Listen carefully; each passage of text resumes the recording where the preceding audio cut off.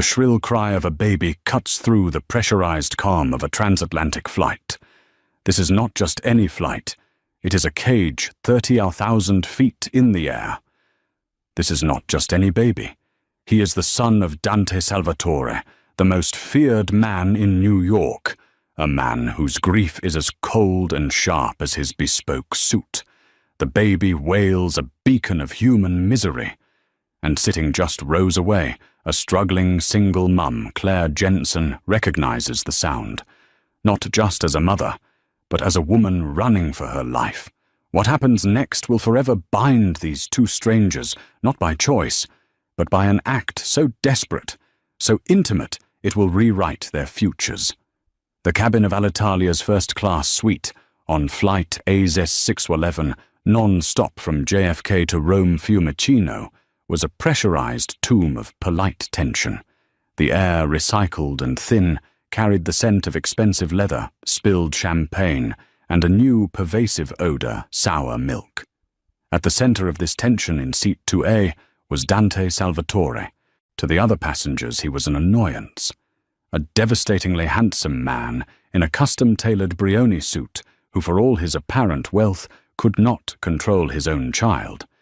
To the flight crew he was a problem, a VVIP whose polite cold requests for more formula, a different bottle, a bassinet, had been met with increasing futility.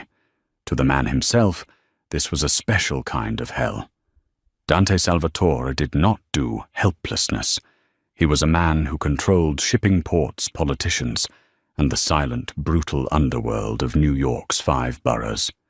He could end a man's life with a single quiet phone call, but he could not silence the screams of his own 6-month-old son. Leo Salvatore had been crying for 1 hour and 27 minutes. Signore, perhaps some warm water. The flight attendant, a nervous woman named Sarah, offered her smile stretched thin. Dante's glare could freeze fire. You offered that over New Jersey. He has rejected it. Find something else. His voice was a low growl, a rumble of controlled violence that made the attendant flinch. Beside him, his bodyguard Marco sat like a mountain of tailored Armani.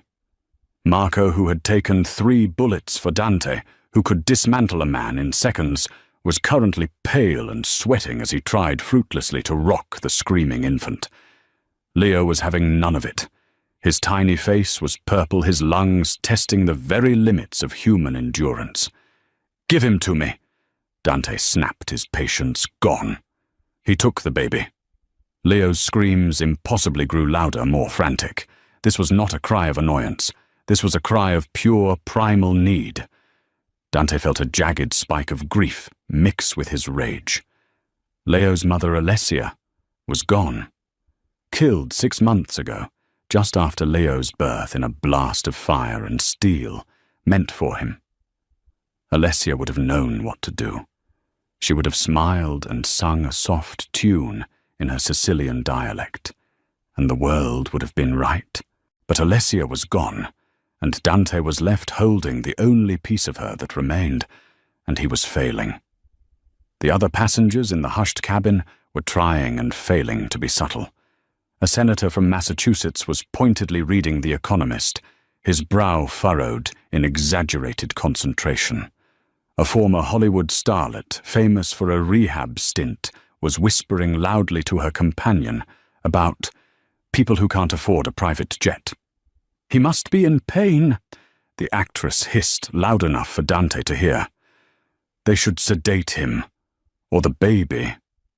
Dante's head turned slowly, his eyes the color of cold steel locked onto hers. "Signorina," he said, his voice dropping to a whisper that carried farther than a shout. "If you do not close your mouth, I will have Marco close it for you. Permanently." The actress turned white. Silence, save for Leo's desperate wails, descended once more. Dante closed his eyes, pressing the bridge of his nose.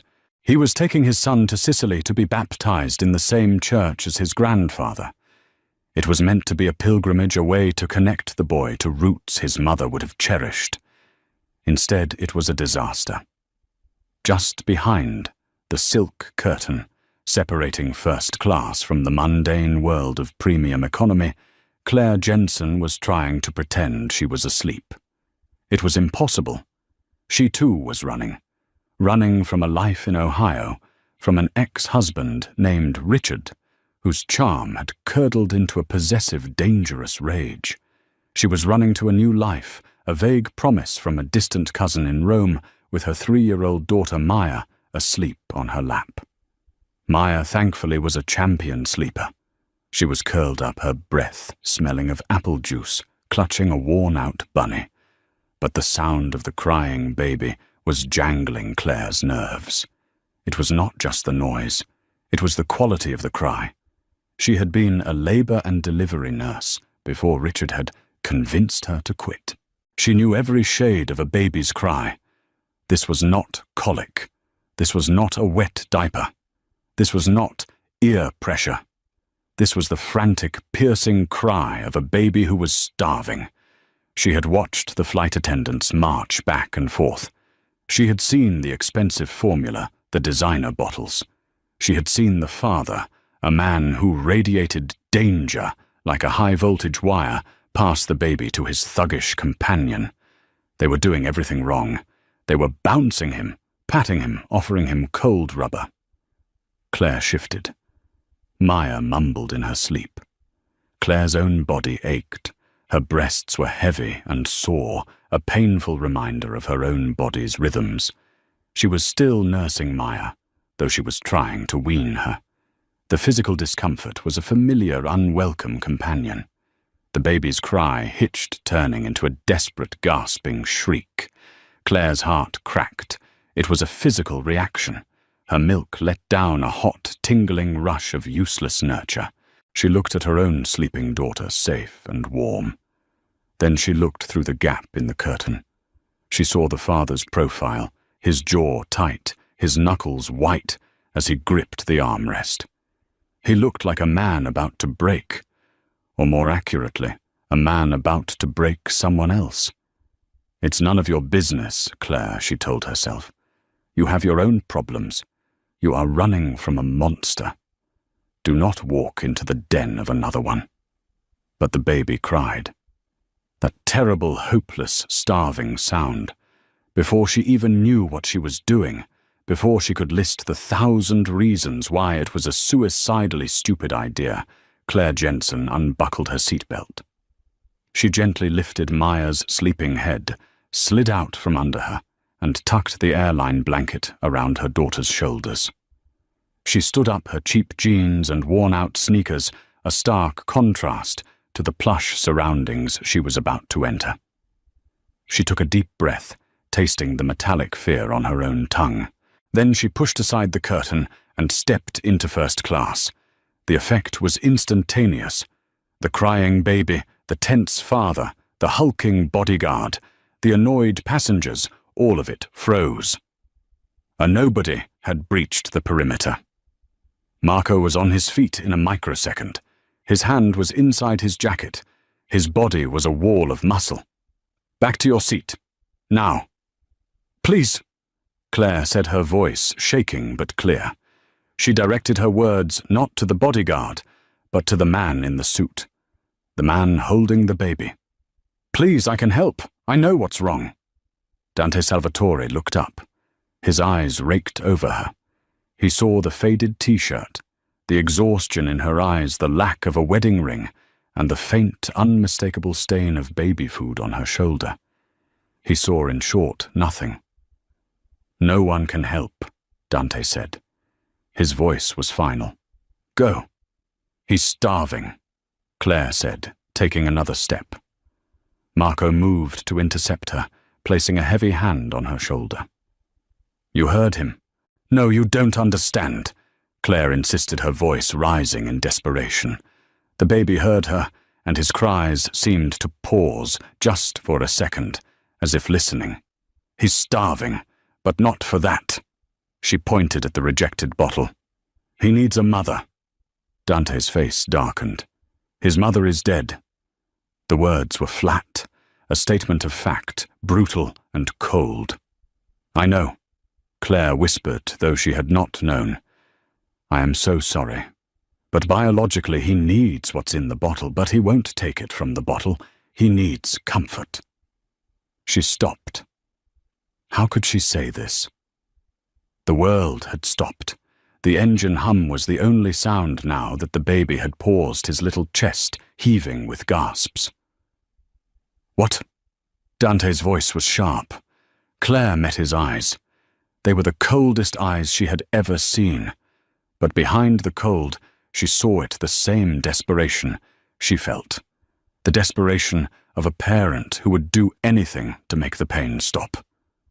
She took a breath and made the unthinkable offer.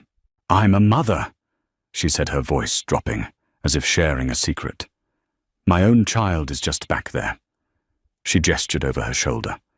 "I'm still nursing. My body, it's ready." The actress in 4D gasped.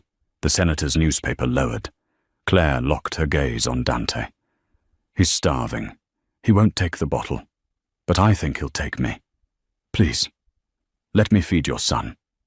The silence that followed her words was more profound than the baby's screams had been. It was a vacuum, sucking the air from the cabin. Dante Salvatore stared at Claire as if she had just sprouted a second head. His mind, which moved at the speed of a stock market ticker, tried to process the audacity. This woman, this peasant, had walked into his space, past his security, and offered him what? An intimacy so profound, so base, that it was reserved for wives and wet nurses from the 18th century. Marco was the first to react. "Signorina, you are insane. Go before I call the air marshal." "She is not insane," Dante said, his voice dangerously quiet. He was looking at his son. Leo, who had been momentarily distracted by the new voice, was gearing up for a new assault. His face was starting to crumple. "You," Dante said, his gaze snapping back to Claire. "You would do this for a stranger." Claire felt a hot flush of embarrassment. "I would do it for a baby," she corrected him. "He's in pain. I'm a nurse. Or I was. I know that cry. Please, it's just milk." It was not just milk. It was a F-350 of a social taboo, and she had just driven it straight through the first-class cabin. The flight attendant, Sarah, hurried over. "Ma'am, please, you need to return to your seat. We can handle this." "You cannot handle this." Claire snapped her own fear and exhaustion, making her bold. "You have been handling this for an hour, and he's turning blue. He's going to make himself sick." She turned back to Dante, her hands clasped in front of her. "I don't want your money. I don't want anything. I am a mother with a full breast of milk that is currently going to waste. Your son is hungry. It is the simplest, most logical solution in the world." Dante Salvatore lived in a world of complex, illogical solutions, a world of shell companies, hidden loyalties, and blood feuds. He had not encountered simple or logical in a decade. He looked at this woman. She was plain, but her eyes were not. They were a clear, defiant blue. She was not intimidated. She was exasperated, as if he were the idiot. It was a novel experience. And Leo, his son was beginning to wail again, that thin, reedy sound that tore at the last remnants of Dante's soul. "You are American," he stated. "Yes, from Ohio. And you are healthy." It was not a question. It was an assessment. "Yes," Claire said, her cheeks burning. "I am not on any medication. I do not drink. I do not smoke. I am just a mum, like your wife was." The mention of Alessia was a misstep. She saw it in his eyes. The steel cooled to absolute zero. "Do not," he whispered, "speak of my wife. I'm sorry. I just mean as a mother. Please." Dante made a decision. He had made decisions that had cost men their lives with less information. This was, as she said, simple. Biological. "Marco," he commanded. "Boss, no. We don't know who she is. She could be anything. She is a solution. Dante said. He nodded to Claire, a short, sharp motion. Sit. He gestured to the seat, facing the one the Hollywood actress had been occupying before she'd moved in a huff. Claire practically fell into it. Her legs were shaking. Sarah, Dante called, his voice, now pure command. The flight attendant jumped. Bring blankets. 2. And a bottle of water. Aquapanna if you have it. Yes, signore. Immediately. Sarah returned, her hands full. She looked at Claire with a mixture of awe and horror. She handed her the blankets. Turn around, Dante ordered Sarah. What? Turn around, all of you. His voice swept the cabin. The senator's newspaper went up like a shield. The actress fumbled with her eye mask. Marco reluctantly turned his back, standing in the aisle to block the view from the rest of the plane. They were in their own private world. Just Dante, Claire, and the now gasping baby. Give him to me, Claire said softly. Dante looked at his son, his expression unreadable.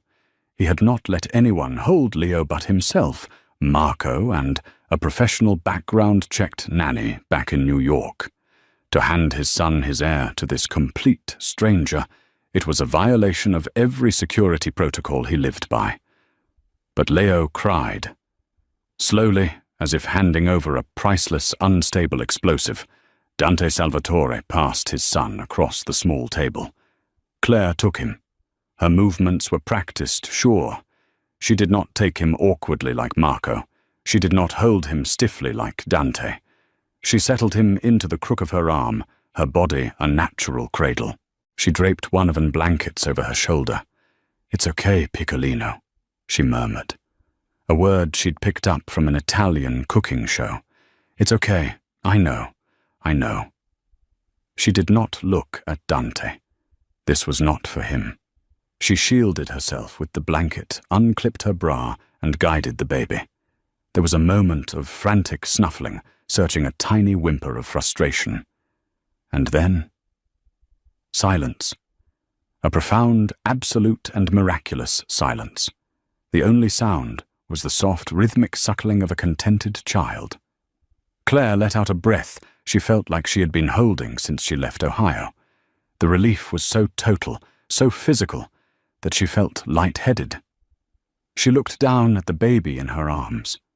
He was beautiful. Dark, downy hair, long eyelashes, resting on a chubby cheek. He was feeding with a desperation that broke her heart. He had been starving. She looked up. Dante Salvatore was watching her. His face was a mask of stone, but his eyes were raw. He was not looking at her.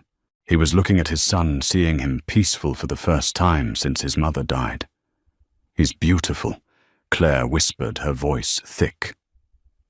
Dante did not answer. He just watched.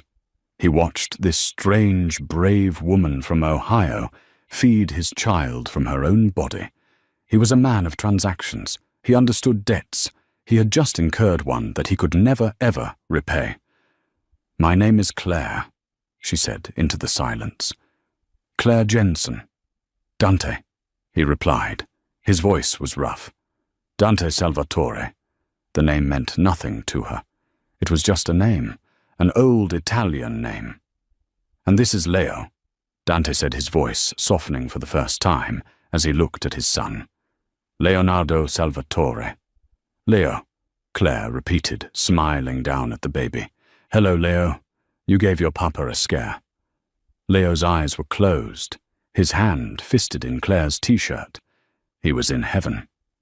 Dante watched them, the primal sacred image of mother and child, a woman who was not his wife, a child who was his. The intimacy of the act was staggering. It was more intimate than sex. It was life. You are a nurse, he stated. I was. I'm in transition. I'm moving to Rome, to start over. Running, he said. Claire's gaze snapped up, her blue eyes sharp.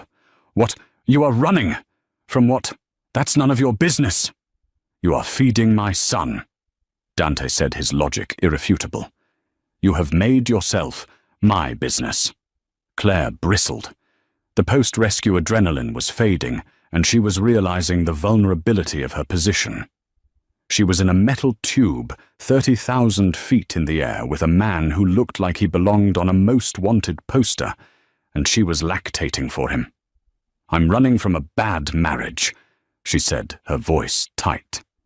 A man who didn't know when to let go. "Richard," Dante said. Claire froze. "How did you know his name?" "I did not," Dante said. A ghost of a smile touched his lips, so faint it was barely there. "But I do now. This Richard, he is in Ohio. I don't know where he is, and I don't want to. I'm here with my daughter, Maya. We're going to be safe in Rome." "Safe?" Dante repeated the word as if it were a foreign concept. "There is no safe in Rome, not for a woman alone with a child." "I have a cousin," Claire said defensively. "A cousin." Dante dismissed the idea with a wave of his hand. "And this cousin will protect you from a man who doesn't know when to let go." Claire had no answer. Her cousin was a part-time art student who lived in a tiny apartment. She was, Claire suddenly realized, completely and terrifyingly alone. Leo finished. His belly was full. He was milk-drunk, his mouth open, his breathing deep and even. He was for the first time on the flight completely asleep. Claire gently burped him, her hand rubbing his back. She adjusted her clothing under the blanket, the physical relief profound. "Here," she said, holding the sleeping baby out to Dante. Dante looked at his son, then at her. He did not take him. "No, he is content. You will hold him until we land." "But my daughter, Maya, she's back there."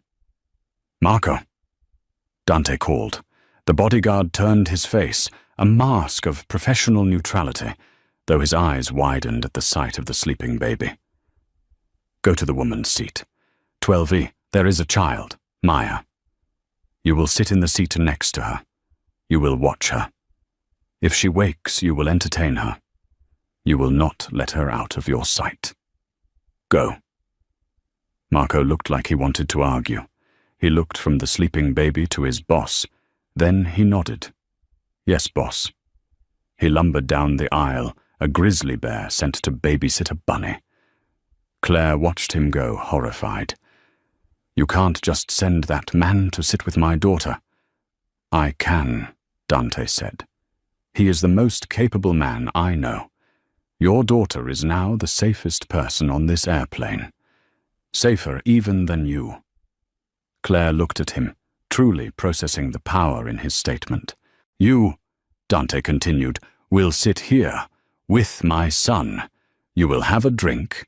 You will eat. And you will tell me everything about this Richard." Claire opened her mouth to argue, to demand to go back to her daughter. But she was trapped. Trapped by the sleeping baby in her arms, trapped by the terrifying man in front of her, and trapped by the sudden chilling realization that by solving one problem, she had just created 1,000 more. The rest of the flight passed in a surreal, quiet bubble. The first-class cabin, having witnessed the drama and its bizarre silent resolution, retreated into its own world. The senator went to sleep. The actress put on headphones and pretended to meditate. Flight attendant Sarah, at Dante's quiet request, delivered a first-class meal to Claire, who ate the lobster thermidor and sipped the aquapana with one hand, her other arm securely holding the sleeping Leo. It was the strangest, most luxurious, and most terrifying meal of her life. Dante did not eat. He just watched. His mind, which was usually occupied with logistics, rival families, and the cold arithmetic of power, was now focused entirely on the woman in front of him. Claire Jensen, nurse, from Ohio, fled a bad marriage, has a daughter, Maya. These were the facts. But Dante Salvatore dealt in the spaces between the facts. He observed her hands. They were strong, capable, but the nails were short, bitten, a sign of anxiety. She wore no jewelry save for a faint, pale line on her left ring finger where a wedding band used to be. She was not a plain woman, he decided. She was a woman who had been deliberately hiding. Her clothes were a size too large, her hair a nondescript brown pulled back in a simple tie. She was a woman trying to be invisible. And yet she had walked through the curtain. She had confronted him. This Richard. Dante said, his voice low, breaking a long silence. The engine hum was the only other sound. He hit you. Claire's fork clattered against the porcelain plate. That is none of your concern. You made yourself my concern when you touched my son, Dante repeated. He hit you. Claire looked down. He was controlling. He liked things his way. He was a successful man, a finance guy. He worked for a firm Wechsler Capital. Very important. He did not like to be told no. So you told him no, Dante surmised. I told him enough, Claire whispered. He pushed Maya. She fell. It was an accident, he said. But she hit her head on the coffee table. And I looked at him and I realized. He wasn't sorry she fell. He was angry she had been in his way. Claire's hand tightened on the armrest. I took her to the hospital. I packed one bag. I emptied our joint account. I bought these tickets. And I ran. Dante was silent. He understood this. Not the emotional part, perhaps, but the logistics. The flight. The stolen money. The desperate act of self-preservation. It was a strategy. A weak one, but a strategy nonetheless. He will find you, Dante said. No. He thinks I went to my sister's in Oregon. I made sure. I left a trail. He won't look in Rome. He will, Dante said with absolute certainty. A man like that. A controlling man. He does not see you as a person. He sees you as a possession. You stole his property, not just the money. You and the child. He will not stop. A cold spear of fear, more potent than anything she had felt before, pierced through Claire's exhaustion. How do you know? Dante leaned forward. The small table between them felt like a battlefield. Because I am a man like that, he said, his voice a hypnotic whisper. I understand possession. I understand what it is to have something mine taken from me. He was not talking about her. He was talking about Alessia. He was talking about the car bomb. He was talking about the 6 months of cold, silent rage that had fueled his every waking moment. Claire saw it then. He was not just a rich, arrogant passenger. He was grieving. He was a man consumed by a loss so profound it had burned away anything soft inside him. Anything except perhaps the tiny sleeping bundle in her arms. I am sorry, Claire said, and she meant it. I am sorry for your wife, and I am sorry for whatever makes you see the world that way. Dante Salvatore had not been seen by anyone in years. He was handled, he was managed, he was feared. But this Ohio nurse with her cheap t-shirt and her unwelcome insight, she saw him, and he did not like it. He leaned back, the mask of cold indifference sliding back into place. You have a stain on your shirt. Claire looked down, the tiny spot of baby food from Maya. Oh, right. My wife, Dante said, looking out the window at the dark expanse of the Atlantic. Alessia. She never had a stain on her.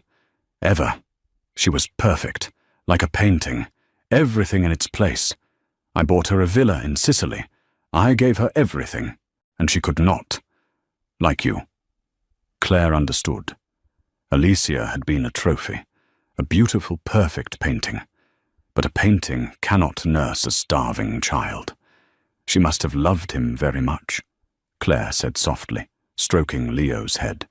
She did, Dante said, and she is dead because of it. Because of me. It was a confession, a crack in the marble facade. He had said it to no one, not to his priest, not to his consigliere. But he said it to this woman. Why? Because she had saved his son. Because she held a piece of his soul in her arms. Because, in the pressurized cabin 30,000 feet above the world, the normal rules didn't apply. "We are all running from something, Mr. Salvatore," Claire said. "But you seem to be running straight into a fight." "It is not a fight," Dante said. "It is a war. And I am going to win." He was going to Rome, his wife's home city, to find the man who had ordered her death. A rival. A Russian pig named Viktor Orlov, who thought he could muscle in on the Salvatore shipping routes. Dante was not just going to Rome to baptize his son. He was going to Rome to burn his enemy to the ground. And he had just brought his only son, his only weakness, into the war zone. This, he realized, was why the baby's cries had undone him. It was not just the sound. It was the guilt, the crushing, suffocating guilt that he had made his son an orphan, and now he was parading him as a target. "When we land," Dante said, his voice all business now, "you will give me your information." "What?" "Your cousin's address, your phone number." "I don't think that's a good idea." "It is not a request," Dante said. "You have done me a service I cannot repay. But I will." "I don't want to be repaid," Claire said. "I just want to be left alone. I want to take my daughter and disappear." "You cannot," Dante said. "Men like your Richard, men like me. We do not allow people to disappear. You are on my radar now, Claire Jensen. You and your daughter Maya." This was not a comfort. This was a threat. "You will give me your information," he repeated.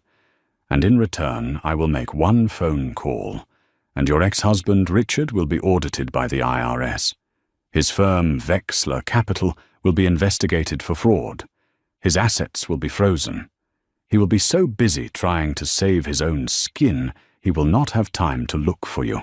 He will not have the money." Claire's mouth fell open. "You can't just do that." Dante looked at her, and his smile was the most terrifying thing she had ever seen. "I can," he said. "And I will. It is a small price to pay." "A price for what?" "For Leo," Dante said, nodding at his son. "You fed him. Now I will feed you. This is how the world works, Claire. You do a favor. You receive a favor. We are now bound." Claire looked down at the sleeping baby. He was so innocent, so perfect. She had saved him, and in doing so, she had just damned herself. She had escaped her cage in Ohio, only to fly directly into the arms of a man who owned a much, much larger one. The sun began to rise over the horizon, painting the sky in streaks of bloody orange and purple. The plane began its slow descent toward Rome. The bubble was about to burst. The chaos of landing at Rome's Fiumicino airport was a stark, cold splash of reality. The fasten seatbelt sign pinged, and the magic pressurized bubble of the first-class cabin dissolved. Leo mercifully slept through the entire landing, his little body heavy and warm in Claire's arms. As the plane taxied to the gate, Claire felt a growing sense of panic. She had to give him back. Dante was all business.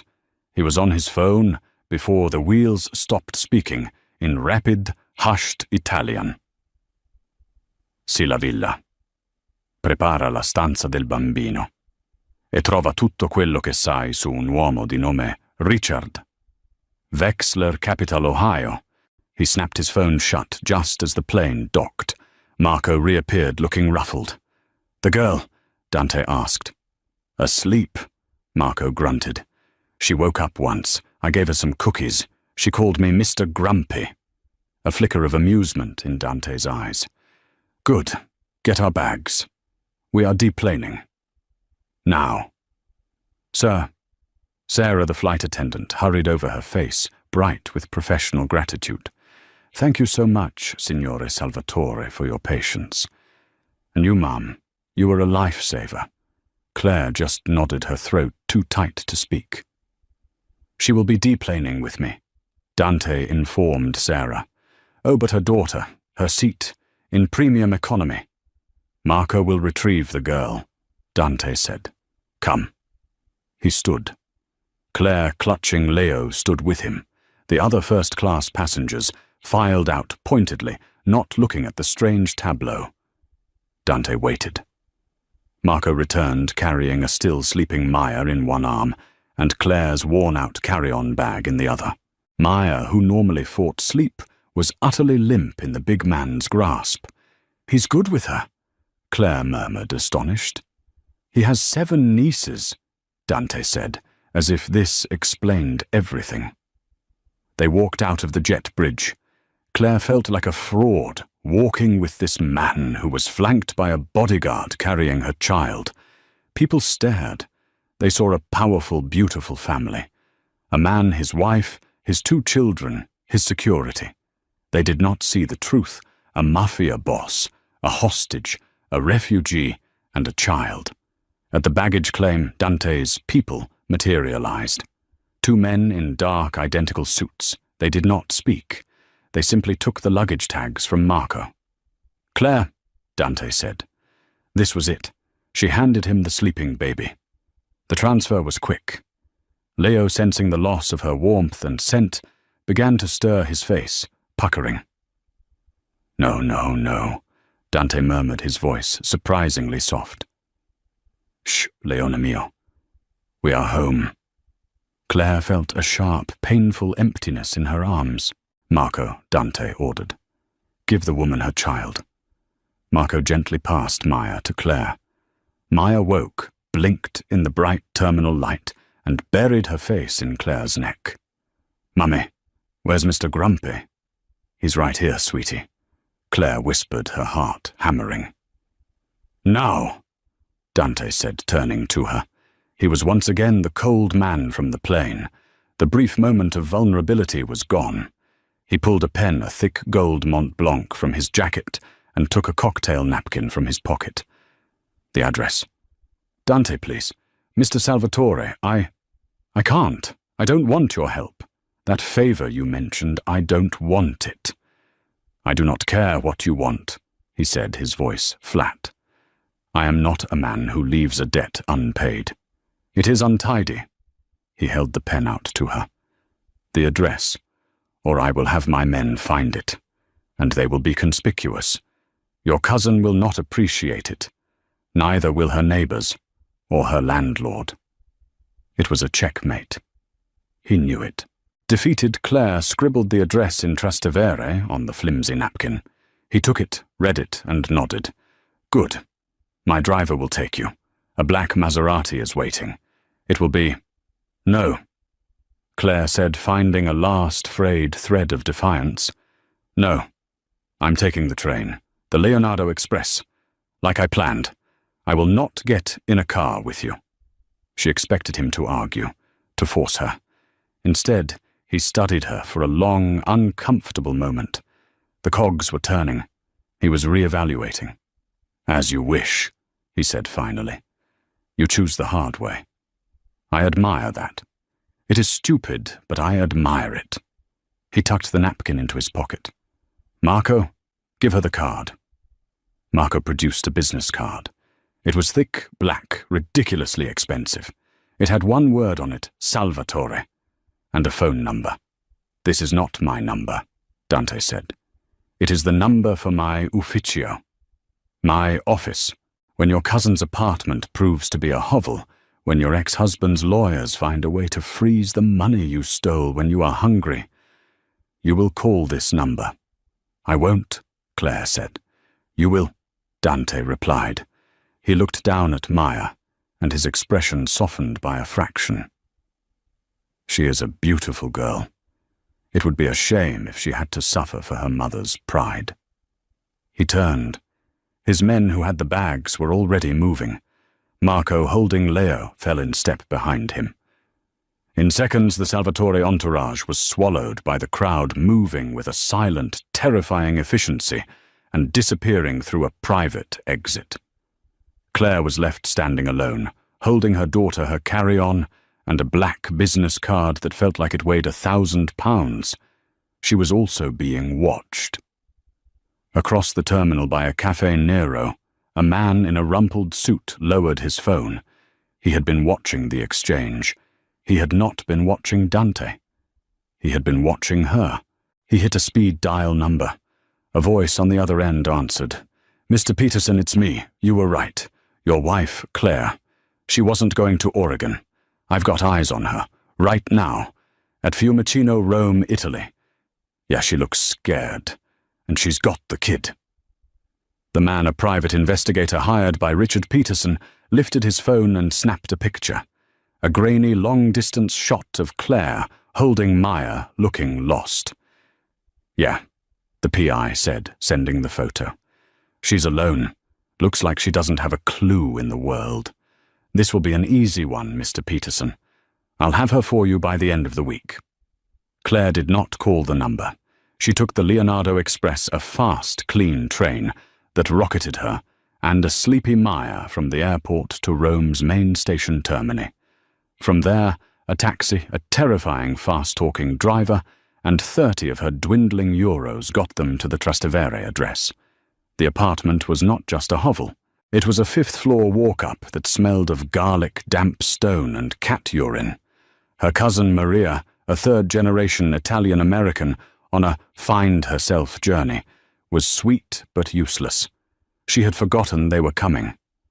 "Oh my God, Claire, you're here!" She had shrieked, her bright pink hair, a stark contrast to the ancient peeling paint in the hallway. "I thought you were coming next week." The room Maria had for them was a mattress on the floor of a tiny alcove, separated from the kitchen by a beaded curtain. For 2 days, Claire and Maya lived on stale bread, cheap pasta, and the sound of Maria's band, practicing experimental jazz. It was not a new start. It was a new circle of hell. Claire tried to find work. She went to hospitals, clinics, and private nursing agencies. Her American qualifications were useless without a mountain of paperwork, translated documents, and a permesso di soggiorno, a permit to stay, which she did not have. Her money, the money she had stolen from Richard, was disappearing. On the 3rd day, she went to an ATM, and the screen flashed a brutal final message. Card declined. She called her bank in Ohio, a terrible, expensive international call from a payphone. "Yes, Mrs. Peterson," a bland voice informed her. "A hold has been placed on the account. It seems Mr. Peterson filed a report of suspected fraud. Yes, all assets are frozen pending an investigation." Dante Salvatore's words echoed in her ears. He will not have the money. But it was not Richard's money that was frozen. It was hers. Richard had struck first. Dante's favor had not materialized. Or perhaps this was the investigation Dante had started, and she was just collateral damage. She was ruined. She walked back to the apartment in a daze. Maria was out. Maya was asleep on the lumpy mattress, her face smudged with dirt. They had eaten the last of the pasta for lunch. There was no dinner. Claire sat on the cold tile floor. She was a refugee, a failure. She had dragged her daughter across the world to starve in a cold foreign apartment. She pulled her wallet from her bag. Her fingers fumbled past her useless bank cards, her expired nursing ID, and touched paper. Thick, black, Salvatore. She looked at the phone. She looked at Maya. It was not a choice. It was an inevitability. She dialed the number. A crisp female voice answered in Italian. "Ufficio Salvatore." "Hello." Claire's voice was a dry croak. "Hello.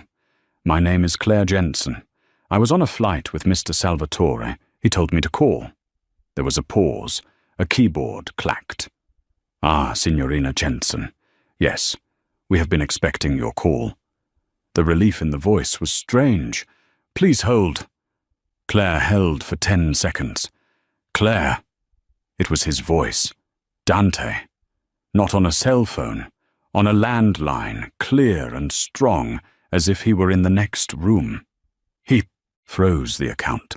Claire whispered, the humiliation burning her throat. Richard, he did it. I have no money. My daughter, she hasn't... We can't...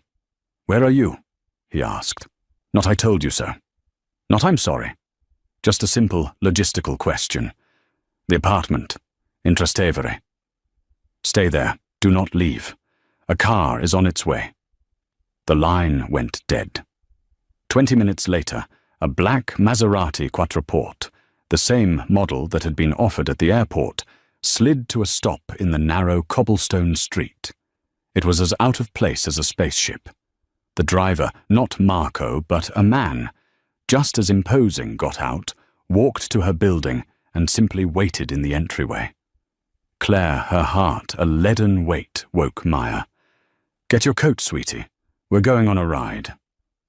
A ride, Mummy with Mr. Grumpy. No, sweetie, someone new. She grabbed their one bag. She did not leave a note for Maria. The ride was silent. The driver did not speak.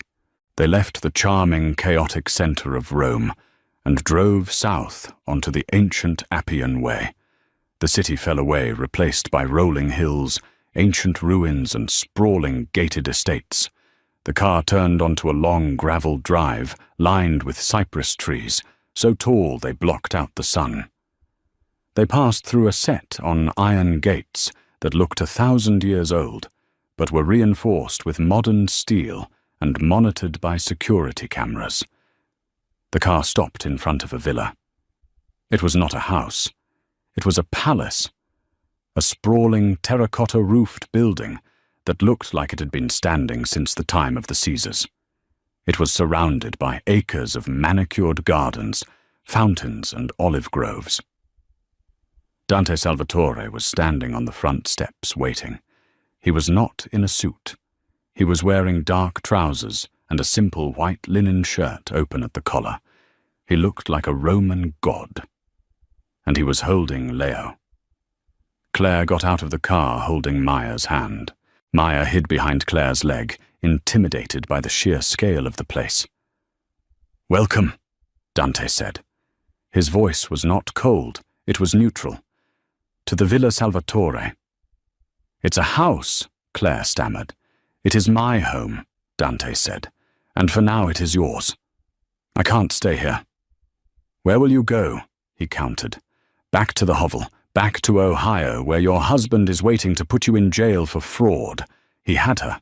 He knew he had her. Come, he said. Let me show you. He led them inside. The interior was not cold and modern. It was filled with priceless antiques, Renaissance paintings, and thick Persian rugs. It was opulent, but it was also dark.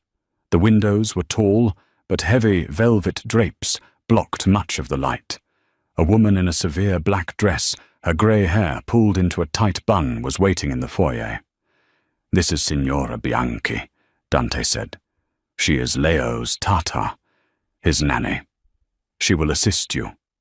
Signora Bianchi looked at Claire with open disdain. She saw a common American woman, an interloper. Dante, Claire said, stopping. What am I doing here? I am not your guest. No, he agreed. You are not, I told you. I have a debt. I am repaying it. By kidnapping me, by protecting you, he corrected her. Your husband has hired a private investigator, a man named Frank Russo. He photographed you at the airport. He has been following you. He was preparing to retrieve you and your daughter. Claire's blood ran cold. How do you know that? Because, Dante said, stepping closer, Mr. Russo is currently a guest of mine in a much smaller villa. He is explaining his mistakes. Claire felt sick. What did you do? I am solving your problem, Claire. The problem you are not capable of solving yourself. The man Richard will be handled. The investigation into your account will be stopped. The money will be returned. You will be safe.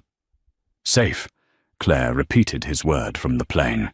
In your cage, a gilded cage, Dante said, a small smile playing on his lips.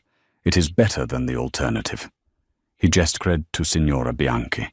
"Show Miss Jensen and her daughter to the guest wing. Get them clothes, food, whatever they need." "And me?" Claire asked, her voice small. "What is my job? Am I the new nanny?" Dante looked at her. He looked at the hard, disapproving face of Signora Bianchi. He looked at Leo, who was starting to fuss in his arms, his little face searching. "Signora Bianchi is traditional," Dante said. "She does not believe in comfort. She believes in schedules. Leo does not appreciate her schedules. He has been crying since you left." He held the baby out to Claire. "Your job, Miss Jensen, is to do what you did on the plane. Your job is to be his mother, until I no longer require your services." Claire looked at the baby.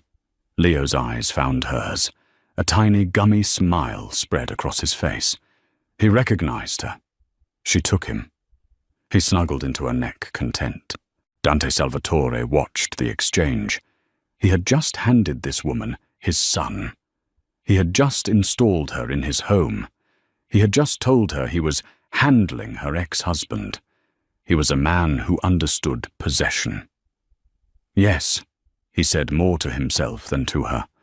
"You are the new nanny. You and your daughter will live here. You will be safe. You will want for nothing. And you will never be alone again." Claire Jensen, the struggling single mum from Ohio, looked around the cavernous, beautiful and terrifying marble foyer. She was holding the son of a mafia boss. Her own daughter was clinging to her leg, and she realized the last terrible truth. He did not just mean she would be protected. He meant she would be watched. She was a prisoner. Life at the Villa Salvatore was a disorienting dream of luxury and paranoia. Claire and Maya lived in a gilded cage, wanting for nothing. Dante had solved her problems, the money was back, and the PI had vanished. Claire's role became clear when she won a battle of wills against the stern nanny, Signora Bianchi, over Leo's care. From then on, Claire was Leo's unofficial mother, and the baby thrived. Her own daughter Maya blossomed, forming an unlikely, adorable bond with Marco, her Mr. Grumpy bodyguard. Dante himself was a watchful absence. He would disappear for days, then return, his eyes tired. In a rare moment of vulnerability, he confided in Claire. He spoke of his murdered wife Alessia and the man responsible, a brutal Russian rival named Viktor Orlov. "I am going to end him," Dante stated, his voice hollow. He was in Rome not just to grieve, but to wage a war. He was unaware that his enemy had just found a new weapon. Dante believed he had handled Claire's ex-husband, Richard. But Richard was a desperate, cornered rat. His finance firm had been laundering money for one man, Viktor Orlov. With nothing left to lose, Richard made a call. He told Orlov all about Dante Salvatore's new weakness, the American nanny, and her daughter, who he was protecting like family. The war came to their door during a statement garden party Dante hosted. While Dante showed off his strength, Claire, on display in a bespoke silk dress, felt a chill. She spotted a fake waiter watching Maya. "Marco!" She screamed, but it was too late. The man lunged, grabbing Maya and sprinting for a service van. The van smashed through the gates, leaving Claire screaming on the gravel, her daughter gone. Dante stood beside her, his face a mask of apocalyptic rage. Viktor Orlov had just made his move. The villa was shattered. Orlov called, demanding his weapons shipment, Dante's entire war in exchange for Maya. Dante roared, trapped between avenging his dead wife and saving Claire's child. He was ready to sacrifice Maya for his empire until he saw Claire's utter, broken defeat. Remembering the plane, he made the unthinkable choice. He agreed to the trade. "You are coming with me," he told Claire, secretly arming himself. At the port, Orloff held Maya. With him was Richard Clare's ex, the one who sold them out. Maya ran to Clare's arms. The trade was complete, but Dante's deal was a lie. He signaled a crane operator who obliterated Orloff and his car with a 50-ton magnet. Richard left Sniveling was spared at Clare's plea and banished. His enemy dead, Dante faced Clare. He admitted she had saved him, not just his son. "Let's go home, Clare," he said. It wasn't an order, it was an acknowledgement. A new, dangerous bond had been sealed in blood and steel, and that's the story. But is it the end, or just the beginning? Clare traded one cage for another, but in Dante's world, a gilded cage comes with a very different kind of power. She saved his son, and in doing so, she saved the man. But what happens when a mafia boss owes you his life? What happens when you become the one thing he is unwilling to lose? If you were on the edge of your seat, if you felt that tension, that what would you do? Moment, then do me a favor. Hit that like button. It tells the algorithm you have great taste. Share this video with someone who needs a story that will make their heart pound. And most importantly, subscribe to this channel. We are just getting started, and you do not want to miss the next chapter in this dark, dangerous world. Drop a comment below. What do you think Dante should have done at the port?